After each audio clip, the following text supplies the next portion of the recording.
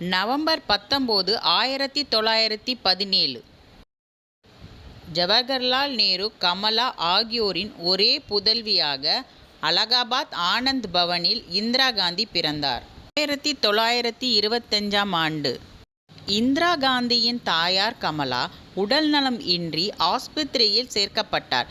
அவர் எலும்புருகி அதாவது டிபி நோயினால் பாதிக்கப்பட்டிருந்ததால் அவரை சுவிட்சர்லாந்துக்கு அழைத்து சென்று மருத்துவமனையில் சேர்த்தனர். இந்திரா காந்தியும் உடன் சென்றார். அவர் படிப்பு அங்கேயே தொடர்ந்தது. பின்னர் தாயார் கமலா ஜெர்மனி சிகிச்சைக்காக அழைத்து செல்லப்பட்டார். நிலைமை மோசம் அடைந்ததால் மீண்டும் சுவிட்சர்லாந்துக்கு கொண்டு செல்லப்பட்டார். பிப்ரவரி 28, 1936. குணம் அடையாமலேயே கமலா மரணம் அடைந்தார். அப்போது நேருவும் இந்திரா காந்தியும் உடன் இருந்தனர். பின்னர் நேரு இந்தியா திரும்பினார். இந்திரா காந்தி சுவிட்சர்லாந்தில் கல்வியை தொடர்ந்தார்.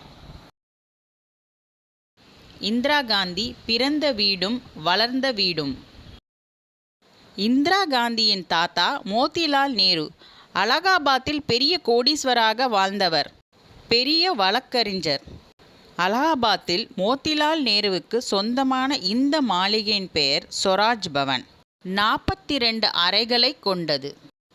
இங்குதான் 1917 நவம்பர் 19ஆம் தேதி இந்திரா காந்தி பிறந்தார். 1930ஆம் ஆண்டு ஆனந்த் பவன் என்ற இன்னொரு மாளிகையை மோதிலால் கட்டினார். இது சுராஜ் பவனை விட சற்று சிறியது என்றாலும் நவீன வசதிகள் கொண்டது. 1930 முதல் இந்த மாளிகையில்தான் நேரு குடும்பம் வசித்தது. இங்குதான் இந்திரா ஃபெரோஸ் காந்தி திருமணம் நடந்தது. இந்த வீடுகளை எல்லாம் நாட்டுக்காக அர்ப்பணித்து விட்டார் நேரு. அதன் காரணமாக இந்திரா காந்தி பிரதமர் பதவியில் இல்லாதபோது வாடகை வீட்டுக்கு செல்ல நேரிட்டது.